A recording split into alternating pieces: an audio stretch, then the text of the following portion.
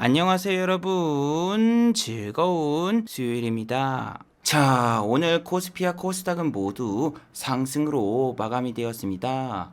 오늘 코스피 지수는 플러스 1.86% 상승으로 마감이 되었습니다. 장 초반에 코스피는 상승하는 모습을 보여주다가 장 중반으로 넘어가면서 하락 전환이 나왔습니다. 하지만 장 후반으로 넘어가면서 다시 한번 이렇게 크게 상승이 나왔고, 오늘도 상하이 종합지수와 한국 증시는 디커플링이 되면서 마감이 되었어요.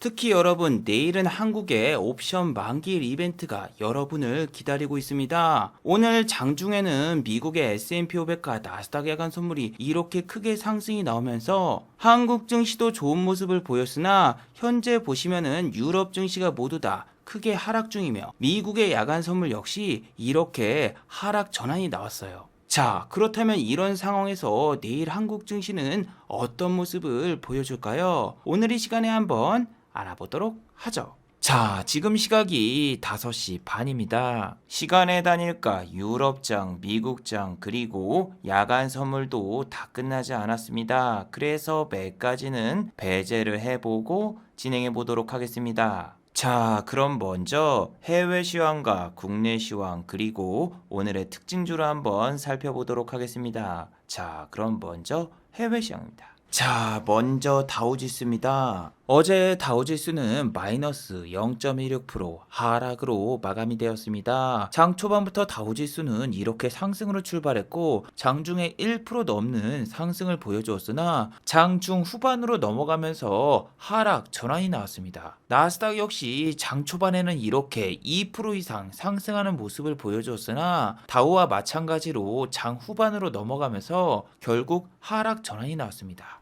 자, 그렇다면 다우와 나스닥이 어제 상승해서 하락 전환된 이유는 뭘까요? 그 이유는 첫 번째는 여러분, 미국의 소비자 물가 지표가 발표가 되었습니다. 3월달 미국의 소비자 물가 지표 같은 경우에는 전월보다 1.2%가 상승이 나왔고, 같은 해 기간보다는 8.5% 상승이 나왔습니다.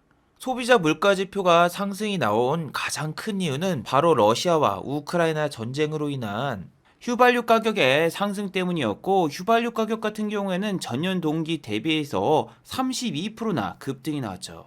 그래서 소비자 물가 지표가 공개된 다음에는 오히려 이렇게 다우와 나스닥이 급등으로 출발했습니다. 소비자 물가 지표까지 공개된 마당에 이제는 더 이상 넣을 악재가 없다. 오히려 지금이 물가의 고점이고 이제는 물가가 하락할 가능성이 더 높다라는 전문가들의 평가가 이어지면서 어제 영상의 제목대로 미국의 국채금리가 52주 신고가를 돌파했었는데, 이 미국의 국채금리가 어제는 보시면 이렇게 하락으로 마감이 되었어요. 그러면서 미국의 공포지수라고 불리는 빅스 지수도 어제는 이렇게 하락이 나왔고, 오늘 같은 경우에도 이렇게 마이너스 4%대 하락이 나오고 있어요.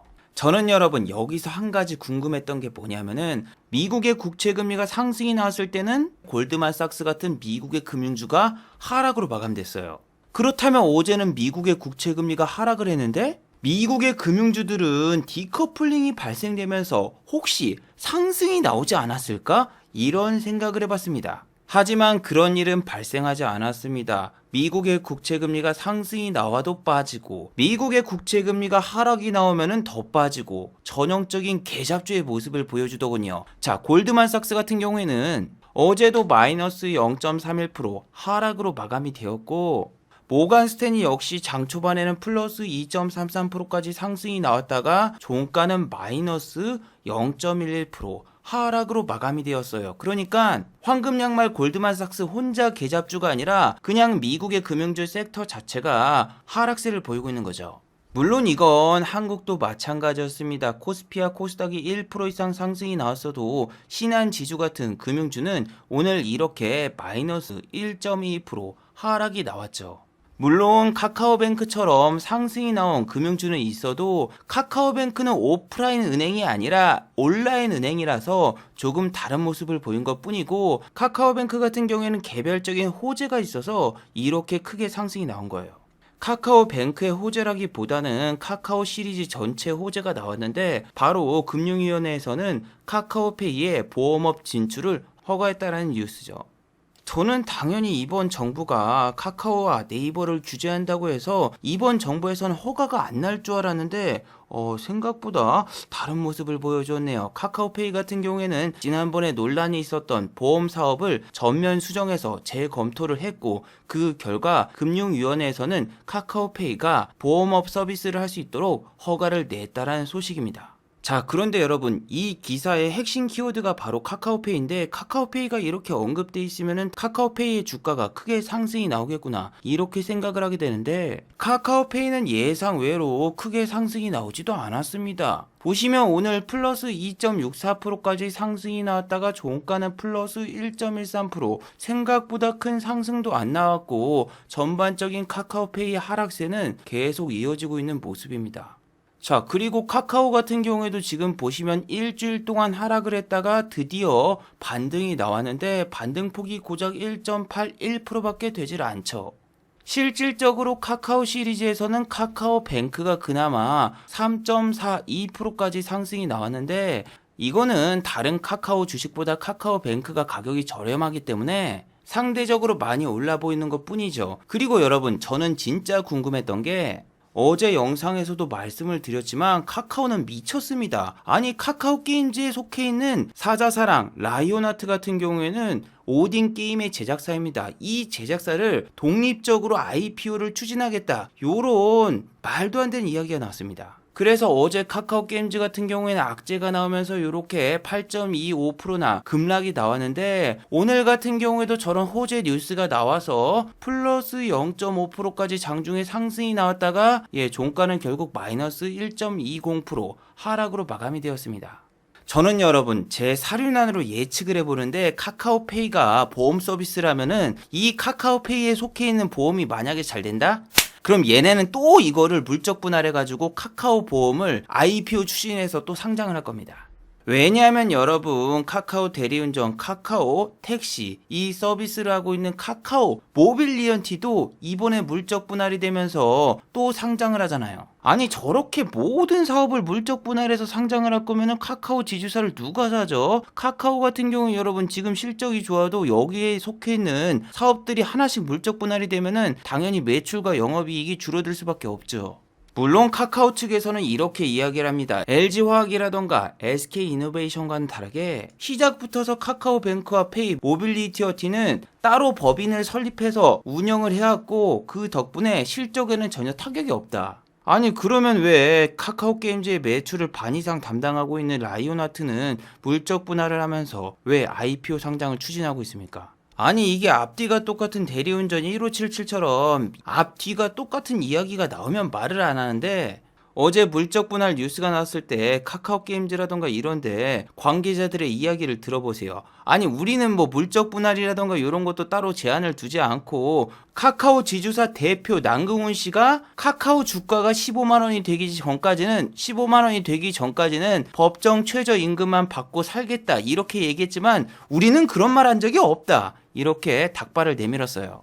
그래서 카카오 같은 경우에는 카카오 보험 이슈 때문에 오늘 이렇게 1.81% 반등이 나왔어도 얘네가 주가가 다시 V자 반등이 나오면서 위로 올라갈 거라는 생각보다는 이런 데서 찌질찌질 횡보 매딜하다가 점점 내려가면서 다음번 저점을 한 번 더 깨러 가지 않을까 이런 생각을 합니다. 미국 같은 경우에도 여러분 카카오처럼 지금 플랫폼 기업들의 주가가 연일 하락하면서 하락세를 보이고 있고 또 일론 머스크가 대주주가 됐다는 뉴스 때문에 요렇게 주가가 급등이 나왔던 트위터도 지금 보시면은 이렇게 전부 다 하락세가 이어지고 있죠.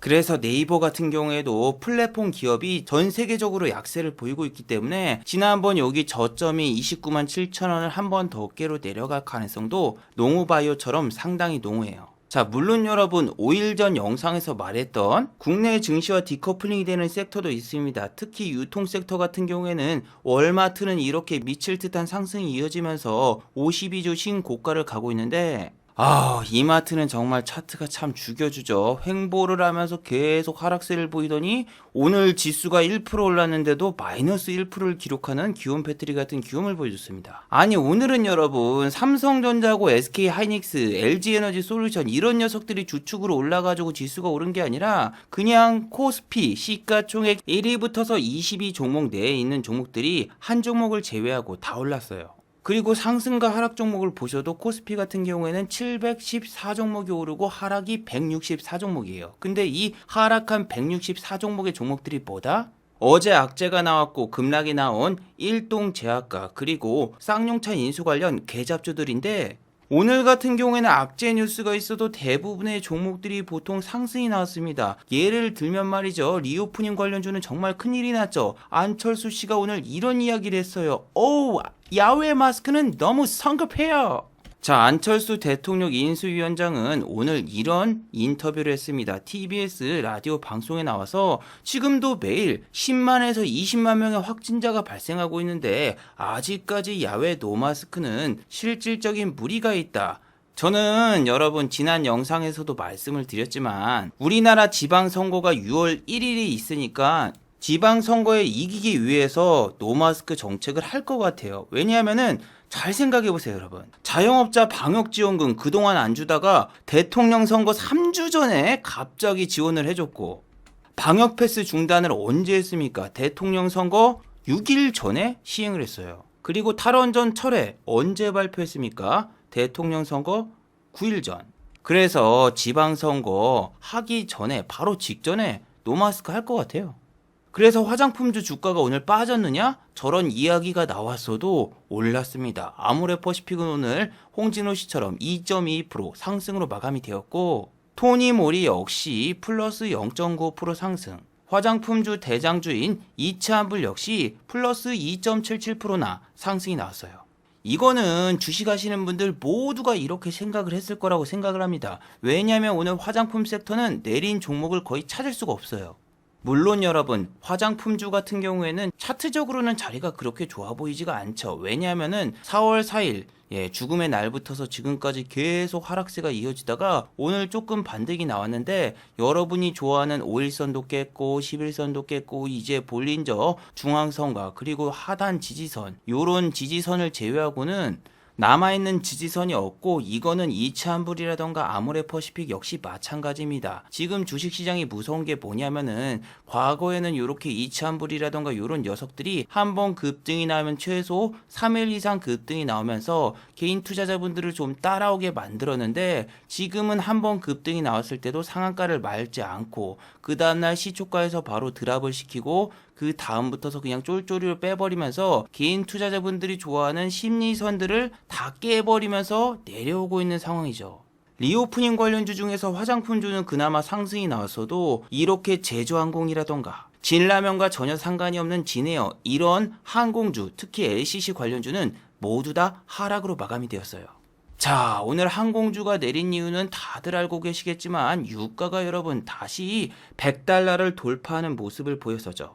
자, 저는 여러분 12일 전 영상에서 미국이 아무리 비축률을 방출을 해도 유가는 다시 100달러를 돌파할 수 있다. 왜? 과거의 차트가 말해주듯이 지난번에도 비축류 방류하고 잠깐 내렸다가 유가가 다시 올라왔고 이번에도 비축류 방류하고 다시 이렇게 또 100불을 돌파하는 모습을 보여줬죠. 물론 여러분 이건 이벤트가 있어서예요. 자, 첫 번째는 여러분 유럽연합에서 러시아산 천연가스 수입 금지를 검토 중이다. 이렇게 이야기를 했습니다. 자, 우크라이나의 대통령 젤렌스키 씨는 지금 전 세계를 통해서 화상 면담을 하고 있습니다. 이번에는 리투아니아에서 연설을 했는데 유럽연합은 빨리 러시아에 대한 은행 제재를 가하고 러시아산 석유 수입을 금지시켜야 된다. 이렇게 이야기를 했습니다. 그래서 젤렌스키 대통령의 의견을 듣고 유럽연합에서는 다시 한번 천연가스와 그리고 러시아산 석유 수입을 검토해보겠다. 이런 이야기가 나왔다고 합니다. 그래서 어제부터서 이렇게 국제유가가 상승하는 모습을 보여주었고 현재도 이렇게 상승 중이죠. 그런데 여러분 제가 3주 전에 이 젤렌스키 대통령에 대해서 이야기를 했잖아요. 3주 전에 여러분 젤렌스키 대통령 같은 경우에는 일본 의회에서 화상으로 연설을 했었습니다. 이날 일본 의회에서는 우리나라에게 무기 지원을 해주고 러시아를 이미 규제하고 있는데 그건 정말 잘하고 있다. 이렇게 칭찬을 해줬어요. 그런데 여러분, 바로 일주일 전에 미국 의회에서는 미국 대통령에게 젤렌스키가 이렇게 이야기를 했었죠. 야, 우리는 지금 9.11 테러하고 진주만 공습과 똑같은 테러를 당하고 있다. 이런 이야기를 하니까 일본 측에서는 상당히 강한 반발이 일어났는데, 아니 도대체 어떻게 일본 의회에 가서 다시 연설을 하지? 저는 상식적으로 좀 이해가 안 갔거든요. 그리고 설사 연설이 이뤄진다고 해도 미국이라던가 유럽 같은 데서는 연설이 끝나고 기립박수를 막 치는데, 저는 이런 행위는 일본이 안 할 것이라고 생각을 했어요. 근데 예상외로 기시다 총리를 비롯한 일본 의회의 사람들이 전부 다 일어나서 기립박수를 쳤고, 연설이 끝나자마자 우크라이나를 지지하겠다, 그리고 우크라이나를 지원하겠다, 이렇게 지원책을 발표했어요. 참고로 우리나라 같은 경우에는 러시아의 현대차 공장도 있고 전쟁이 더 커질 수 있기 때문에 젤렌스키의 화상 연설을 거부했어요. 자, 그런데 여러분, 지난번에는 저 연설이 무산이 되었지만 국회가 아닌 국회 도서관에서 젤렌스키 대통령의 화상 연설이 진행이 되었습니다. 이건 우리나라 정부의 공식적인 행사가 아니라 그냥 국회 도서관에서 주최하는 이벤트라고 정부 관계자는 이렇게 정했어요. 자, 그리고 시작된 젤렌스키 대통령의 화상 연설. 여러분 9시 뉴스 보셨죠? 헤드라인에 나왔는데, 사람이 없습니다. 없어. 아니 이거 뭐 알바를 풀거나 뭐 시간당 25,000원 하객 알바라도 좀 불러서 채워놓으면 되는 거 아니야? 우리 공기업 다닐 때 그렇게 했는데? 아니 여러분, 타국과 너무 비교가 되잖아요. 다른 나라 어딜 가봐도 의회에서 진행을 하고 좌석이 다 꽉 차고 심지어 서서 구경하시는 분들까지 있잖아요. 그리고 연설이 끝나자마자 각국 의회에서는 식량 지원과 무기 지원책을 발표하고 우크라이나 지지 선언을 했는데, 아니 이 정도까지도 바란 게 아니잖아요. 아니 우리나라는 의회가 아니라 국회 도서관도 꽉 채우지 못했고, 중요한 거는 젤렌스키가 연설을 할 때 자거나 핸드폰을 만지거나 딴짓을 하거나 이러시는 분만 있었지, 단 한 명도 기립박수를 치거나 혹은 경청하는 태도를 보여주신 분들이 거의 없었어요. 당연히 의회 연설이 끝난 다음에 무기 지원과 식량 지원 이야기는 나오지도 않았죠. 젤렌스키 대통령이 한국에서 이야기한 내용은 이거였습니다. 한국도 우크라이나를 지지를 선언을 해주고 또 무기를 지원해달라, 이렇게 이야기를 했지만 한국 측에서는 공식적인 답변이 없었어요. 만약에 젤렌스키 대통령의 연설이 끝난 다음에 한국 측에서 무기를 지원해준다, 이런 뉴스가 나왔다라면은 빅텍이라던가 포스텍, 이런 방산주가 떴을지도 모르죠. 하지만 예상외로 그런 일은 전혀 발생하지 않았기 때문에 주가가 이렇게 하락이 나왔습니다. 아니 여러분, 요즘에는 조그마한 뉴스 하나만 가지고도 어떤 주식이 움직일까 참 생각을 많이 하게 됩니다. 최근 포켓몬 빵처럼 인기가 있는 트렌드는 모두 다 조사를 해보는데, 여러분 최근에 드라마 중에서 사내 맞선이라는 드라마가 완결이 되었어요. 자, 이 드라마 같은 경우는 최근에 TV를 보는 시청자가 별로 없는데도 불구하고 오후 10시에 시청률이 무려 11.4%를 기록했습니다. 그리고 온라인 콘텐츠 서비스 순위 넷플릭스에서도 2위를 차지했습니다. 이게 한국 2위가 아니라 미국과 전 세계 시장 2위예요.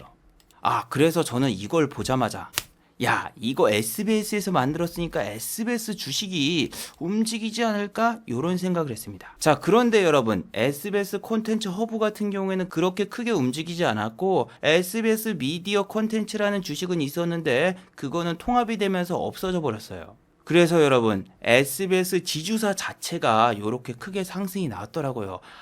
사내 맞선 뉴스 저게 나왔을 때 여기였는데, 그 다음날엔 찌질찌질거리길래 에이 여기 오일선 깨버리고 그 다음에 빠지겠구나 싶었는데 그냥 계속 올라가. 근데 이게 상승폭이 1% 0.6%밖에 안 되기 때문에, 이 뉴스와 신문기사가 4월 7일 날 나왔기 때문에 늦었어.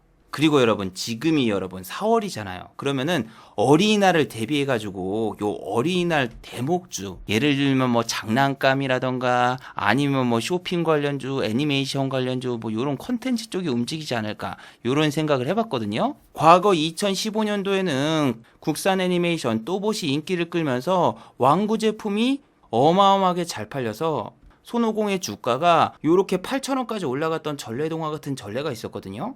근데 코다리19 바이러스가 터진 다음부터서는 어떤 주식들이든지 다 급등이 나왔고, 오히려 어린이날 특선주 같은 경우에는 그 주기에 요렇게 급락이 나오면서 최근 2년 동안은 코다리19 바이러스 때문에 요 어린이날 특선주가 그다지 주목을 못 받았거든요.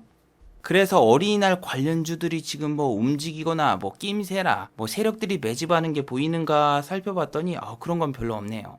애니플러스 같은 경우에는 이게 윤석열 씨 테마주여가지고 지금 물리신 분들이 많아가지고 애니메이션 쪽은 솔직히 지금 올리기가 힘들 것 같고, 내일부터인가요? 아프리카 TV에서 드래곤볼 Z 2기까지 상영이 확정이 되었기 때문에 이제 아프리카 TV를 통해서 과거에 유행했던 작품이죠. 드래곤볼 Z를 볼 수 있다는 뉴스가 나와서 혹시 이 녀석도 삼립에 포켓몬 빵처럼 갑자기 드래곤볼 열풍이 불어가지고 아프리카 TV의 주가가 막 올라가는 거 아니야? 이런 상상도 해봤지만 네, 주가의 변화는 전혀 없더군요. 오히려 아프리카 TV의 주가는 지금 계속되는 하락세가 이어지고 있습니다. 제가 드래곤볼에 대해서 조금 더 조사를 해보니까 요즘 애들은 드래곤볼 Z를 보는 게 아니라 드래곤볼 슈퍼를 본다면서요. 시대가 참 많이 바뀌었네. 아니, 제가 여러분 왜 조그만한 이슈에도 크게 반응을 하냐면은 작년이었던가 2년 전이었던가요? 국산 공룡 로봇 만화를 대원 CI에서 제작을 한다는 뉴스가 나오고, 트레일러가 공개되자마자 대원 CI 주가가 10,000원이었는데 50,000원까지 올랐어요. 별것도 아닌 것 같은 이슈에 그냥 주식이 올라가 버려. 아니, 이번에도 포켓몬빵 보자마자 삼립 주식을 샀어야지 이 생각을 했는데 살려고 보니까 이미 주식이 여기 있더라고요. 사람들이 참 빨라. 그래서 어린이날을 대비해서 스윙으로 몇 개 가져간 다음에 어린이날 다 끝나자마자 팔까 했는데 지금 뭐 보이는 주식이 없어요. 이게 여러분 지수 자체가 횡보장이라서 스윙을 못 할 것 같아요. 이 지수 자체가 여기를 깨지고 밑으로 내려간 다음에 그 다음에 좀 찌질찌질한 모습을 보여주면은 그 다음에 좀 스윙을 들어가 보겠지만, 지금 요렇게 심리선 2600이 깨질랑 말랑 하는 요런 자리라서 괜히 요런 데서 스윙 가져갔다가 그냥 지수 빠지면서 같이 빠질까봐 쉽게 못 들어가고, 어린이날 같은 경우에는 보통 게임 회사에서 쿠폰을 발행을 하거든요. 그리고 어린이날 이벤트도 있죠. 그래서 게임주로 오늘 살짝 들여다보니까 넷게임즈 같은 경우에는 아침에 미친 줄 알았어요. 갑자기 19%가 올랐다가 이거 여러분 동시효과가 아니에요. 하방부에 찍었어요. 지금은 여러분 기사가 오보라서 기사 자체가 사라졌는데, 오늘 넥슨이 매각될 거라는 소식이 장중에 저렇게 나와서 주가가 급등이 났었어요. 넥슨이 매각되는 이유는 김정주 씨가 별세한 다음에 아내분께서 회사 상속을 하지 않고 회사 주식을 매각하면서 다른 회사에 넘기겠다, 뭐 요런 의사를 밝혔다고 하는데, 저 뉴스가 나온 다음에 몇 시간 뒤에 넥슨 측에서는 이 사실이 사실무근이라는 뉴스가 나왔죠. 그런데 지금 시간의 단일가에서 넷게임즈 같은 경우에는 5.70%나 또 올랐네요. 참고로 여러분 넥슨 GT 같은 경우에는 합병 문제로 인해서 현재 거래가 중단된 상황이죠. 자, 그리고 오늘 삼성전자 같은 경우에는 금융투자의 대거 매수가 들어오면서 2.54%나 상승이 나왔는데, 이건 여러분들이 다들 알고 계시겠지만 내일이 옵션 만기일 마지막 날이죠. 그래서 금융투자가 옵션 때문에 삼성전자라던가 SK하이닉스를 이렇게 매수했다는 생각이 듭니다. 특히 오늘 여러분 장중에 매동 보신 분 있나요? 저 깜짝 놀랐습니다. 외국인 투자자 같은 경우에는 코스피와 코스닥을 매도하고 있어도 보세요. 장 막판에 선물을 무려 1조 원 가까이 순매수 중이야. 근데 외국인 투자자가 동시효과 딱 들어가기 5분 전에 선물을 4천억 매도하면서 결국에는 코스피를 매도하고 마감이 되었어요. 오늘 같은 경우에는 금융투자의 대거 매수와 그리고 연기금에 1,500억 원가량의 순매수가 들어와서 코스피가 이렇게 1.86%나 상승이 나왔지만, 반대로 상하이 종합지수 같은 경우에는 오늘 또 디커플링이 되었죠. 상하이 종합지수는 0.82% 하락이 나왔고, 한국과 일본은 1% 이상 반등이 나왔어요. 한국 증시 같은 경우에는 중국 증시와 계속 디커플링이 되고 있습니다. 상하이 종합지수가 내리면은 한국 증시 같은 경우에는 오히려 하락이지만 양봉으로 마감되면서 양호한 모습을 보여주고 있고, 한국 증시가 이렇게 크게 하락이 나오면은 상하이 종합지수는 오히려 이렇게 급등이 나오는 아주 기이한 현상이 보이고 있습니다. 하지만 이 모든 거는 내일이 있을 옵션 만기일 이벤트 때문에 이렇게 차이를 보이고 있는 것 뿐입니다. 그래서 여러분 내일이 정말 중요합니다. 금융투자가 내일 풀매수가 또 들어와줘야지 한국의 코스피가 그나마 상승할 수 있지. 오늘 매수한 수량을 내일 아침부터 던진다? 그러면은 한국 증시가 또 음봉으로 마감되거나 하락으로 마감될 가능성이 높고, 외국인 투자자 같은 경우는 진짜 이번 달 들어서 거의 하루 이틀을 제외하고 계속 매도 중인데, 외국인 투자자는 일단은 매수할 때 보시면은 항상 미국 증시와 유럽 증시가 급등이 나왔을 때 매수를 한단 말이에요. 그런데 지금 유럽 증시가 개장하자마자 이렇게 하락을 하고 있고, 와, S&P 500과 나스닥 야간 선물은 우리 장이 개장되었을 때 이렇게 1% 가까이 상승이 나왔었고 1%를 돌파한 적도 있었는데, 지금은 오히려 S&P 500과 나스닥 야간 선물이 이렇게 음봉으로 전환되려는 모습을 보이고 있죠. 그래서 여러분 내일 아침에 일어나서 일단은 상하이 종합지수가 개장할 때까지는 관망하는 모습을 보여주다가, 이 금융투자가 아침부터 팔고 있나 혹은 매수하고 있나 요걸 잘 지켜본 다음에 포지션을 봐가면서 움직여 보도록 하는 게 가장 좋을 것 같습니다. 자, 그리고 어제 주가가 급락이 나왔던 일동제약, 오늘 같은 경우에는 이렇게 하한가에 도달했는데, 일동제약 같은 경우에는 어제 세무조사를 받으면서 급락이 나왔고, 오늘 같은 경우에는 일본의 시오노기 제약에서 만들고 있는 코다리19 바이러스 치료제에서 부작용이 나왔다라는 소식 때문에 요렇게 하한가에 도달하고 말았습니다. 여러분들 주식이 보통 한 가지 악재가 있으면 그 다음에 좋은 호재가 터지기보다는 악재가 콤보이트처럼 터지면서 더 주가가 내리는 경우가 상당히 많거든요.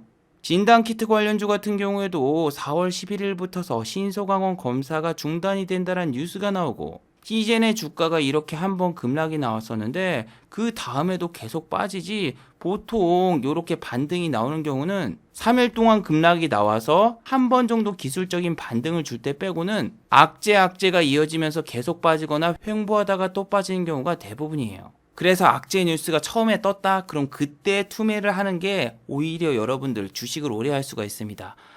그리고 오늘 또 LG전자가 이렇게 어제 빠진 만큼 반등이 나왔는데, 이 LG전자 같은 경우는 지난번에도 코멘트를 해드렸지만 13만원 근처까지 꼬셨다가 던질 수도 있고, 옵션 만기일이 끝나면은 투매가 나올 수 있는 종목이기 때문에 여러분 진짜 조심하시길 바랍니다. 외국인과 기관의 양매수가 들어와도 이거는 옵션 만기 때 삼성전자라던가 SK하이닉스를 제외하고 지수 자체를 방어하기 위해서 그냥 매수가 들어온 걸 가능성도 있습니다. 자, 마지막으로 한번 정리해 보도록 하겠습니다. 1번 금융투자가 오늘 코스피를 대거 매수했습니다. 금융투자는 단타의 저항이라고 불리며 선물 옵션이라던가 혹은 옵션 만기일 이벤트에 대량의 매수가 들어오면은 만기일이 끝나면은 반드시 주식을 다 매도합니다. 근데 내일이 옵션 만기일이죠. 내일 만약에 바로 팔 것인가 혹은 그 다음날 한꺼번에 모아서 파는 건가, 이 두 가지의 차이점만 있지 금융투자는 무조건 매도입니다. 그래서 여러분 내일도 금융투자의 포지션을 꼭 체크를 하시고, 오늘 같은 경우엔 미국의 선물이 아침에 크게 상승 중이라서 금융투자가 세게 산 거예요. 오늘 만약에 미국 증시가 하락을 하고 내일 아침부터서 미국의 야간 선물이 하락을 하고 있다?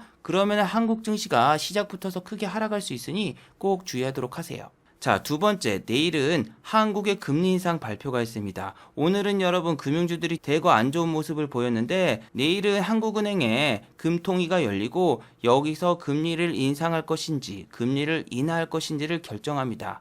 자, 그래서 내일 만약에 금리 인상이 나오면은 은행주 같은 경우에는 아침부터 상승이 나올 수 있지만, 외국인 투자자와 기관 투자자는 2주 전부터서 은행주를 미리 매집해 놨습니다. 아침부터서 만약에 갭이 뜬다라면은 미국의 골드만삭스와 JP 모건처럼 주가가 오히려 고점에서 하락하는 모습이 연출될 수 있으니 꼭 주의하도록 하세요. 자, 유튜브 광고도 끝까지 시청해주시면 정말로 고맙겠고, 좋아요와 구독하기도 많이 눌러주시면 정말로 고맙겠습니다. 그리고 또 어제 생방송 전에 저를 후원해주신 정말 고마운 분들이 계셨네요. 네, 제 유튜브 영상 밑에 있는 투네이션 후원하기 버튼을 눌러주시면 저를 후원해주실 수 있는데, 제가 착각했네요. 오늘은 후원해주신 분이 아무도 안 계셨습니다. 자, 다들 수고하셨고 즐거운 평일 되시기 바랍니다. 다들 수고하셨습니다.